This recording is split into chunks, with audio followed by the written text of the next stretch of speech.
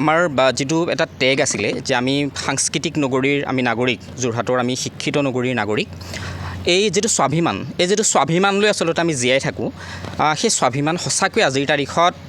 সম্পূৰ্ণৰূপে শেষ হৈ গ'ল বুলি ক'লেও বঢ়াই কোৱা নহয়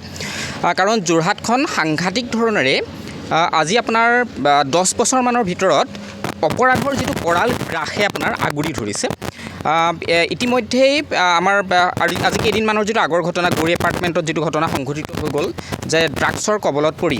এগৰাকী যুৱতীৰ মৃত্যু হোৱাৰ যেটো অভিযোগ উত্থাপিত হ'ল ইতিমধ্যেই গোটেই বিষয়টো সকলোৱে গম পাইছে গতিকে আটাইতকৈ দুৰ্ভাগ্যজনক ঘটনা যে যোৰহাটৰ অলিয়ে গলিয়ে এতিয়া ড্ৰাগছ যোৰহাটৰ আপোনাৰ গাঁৱে এটা গাঁৱৰ গলিয়ে গলিয়েও আপোনাৰ ড্ৰাগছৰ অবাধ প্ৰচলনটো হৈ উঠিছে বুলি অভিযোগ উত্থাপিত হৈছে আপোনাৰ যোৰহাটৰ গলিয়ে গলিয়ে ইতিমধ্যে ড্ৰাগছ উৎঘাটন কৰিছে আজি অলপ দিনৰ আগতে গৌৰী এপাৰ্টমেণ্টৰ সেই ঘটনাটোৰ পিছদিনাই সম্ভৱতঃ ভাৰপ্ৰাপ্ত আৰক্ষী বিষয়া ঋষিকেশ হাজৰিকা ডাঙৰীয়াই আপোনাৰ ড্ৰাগছ উদ্ধাৰ কৰিছিলে ড্ৰাগছ পেডলাৰ ধৰিছিলে গতিকে আটাইতকৈ ডাঙৰ কথাটো হ'ল যে আমাৰ ড্ৰাগছ পেডলাৰ ধৰিছে ড্ৰাগছৰ আক্ৰান্ত মানুহবিলাকক আপোনাৰ গ্ৰেপ্তাৰ কৰিছে কিন্তু এইবিলাক কৰিলে আচলতে এই ড্ৰাগছৰ যিটো বেহা এইটো শেষ নহয় প্ৰথম কথা হ'ল যে ড্ৰাগছৰ যিবিলাক বেপাৰী যিবিলাক ডাঙৰ ড্ৰাগছৰ বেপাৰী এই ড্ৰাগছক লৈ পিনি আপোনাৰ এছামে আচলতে পৰ্বতসম সম্পত্তিৰ কিন্তু তেওঁলোক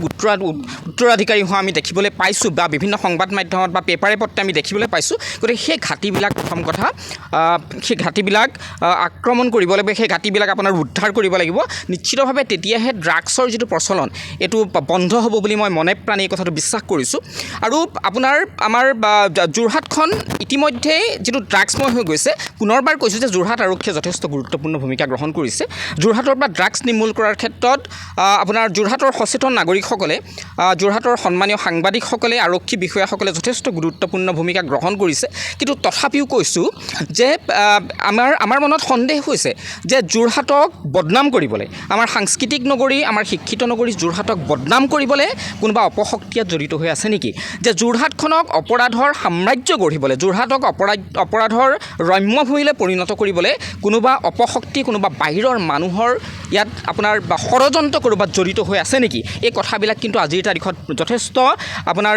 প্ৰয়োজনীয় আলোচনা কৰাটো প্ৰয়োজনীয় হৈ পৰিছে ইতিমধ্যে বিভিন্ন সভা সমিতি যোৰহাটত আয়োজন হৈছে মই ভাবোঁ কেৱল সভা সমিতি হ'লেই নহ'ব এই যিবিলাক উৎস এই ড্ৰাগছৰ প্ৰচলনৰ যিবিলাক চ'ৰ্চ আচলতে যোৰহাটখনক ড্ৰাগছৰ বা কবলত পেলোৱা ড্ৰাগছেৰে বিয়পাই দিয়াৰ যিবিলাক চ'ৰ্চ আছে এই চ'ৰ্চবিলাকৰ বিৰুদ্ধে কিন্তু এটা জনজাগৰণৰ সূচনা হ'ব লাগে আৰু ইতিমধ্যেই যোৰহাটত ড্ৰাগছৰ বিৰুদ্ধে এটা ইতিমধ্যে জনমত আৰু জনজাগৰণ আৰম্ভ হৈছে যোৰহাটৰ আমাৰ যিসকল অভিভাৱক আছে অভিভাৱকসকল সচেতন হৈছে মই পুনৰবাৰ কৈছোঁ যে অভিভাৱকসকলে নিজৰ সন্তানক ৰাতিপুৱা ঘৰৰ পৰা ওলাই যোৱাৰ পৰা সন্ধিয়া ঘৰত সোমোৱালৈকে প্ৰতিটো মুহূৰ্ততে আচলতে অবজাৰভেশ্যনত ৰাখক গতিকে আজিৰ তাৰিখত আমাৰ যিহেতু সন্তানসকল আমাৰ ভৱিষ্যতৰ বাবে ভৱিষ্যত প্ৰজন্মৰ বাবে আমাৰ ভৱিষ্যত প্ৰজন্মটোৰ বাবে যথেষ্ট গুৰুত্বপূৰ্ণ আহিব লগা দিনবিলাকত যাতে আমাৰ সন্তানসকলে আমাৰ আহিব লগা প্ৰজন্মটোৱে এই ড্ৰাগছৰ কবলৰ পৰা মুক্ত হৈ নিশ্চিতভাৱে নিজকে উপযুক্তভাৱে তেওঁলোকে সংস্থাপন প্ৰতিষ্ঠিত কৰিব পাৰে আৰু যোৰহাটৰ নাগৰিক হিচাপে যোৰহাটৰ যিটো স্বাভিমান এই স্বাভিমান উজ্জ্বলাই ৰাখিব পাৰে তাৰ বাবে সকলোৰে সহযোগিতা আৰক্ষী প্ৰশাসন আমাৰ সচেতন নাগৰিক সাংবাদিকসকলৰ সকলোৰে সহযোগিতা মই কামনা কৰিছোঁ আৰু নিশ্চিতভাৱে যোৰহাটখন ড্ৰাগছমুক্ত হ'ব আমি আশা কৰিছোঁ কেৱল যোৰহাটে নহয় সমগ্ৰ অসমৰ পৰা এই ড্ৰাগছ বিৰোধী যিখন আন্দোলন এইখনক সক্ৰিয় কৰি ৰাখিবৰ কাৰণে অসমৰ প্ৰতিটো আপোনাৰ জাতি জনগোষ্ঠীয় সংগঠন প্ৰতিটো জাতীয় সংগঠনক মই যোৰহাটৰ এজন নাগৰিক হিচাপে আহ্বান জনাইছোঁ ধন্যবাদ যিকোনো খবৰ বিজ্ঞাপনৰ বাবে যোগাযোগ কৰক 7896121996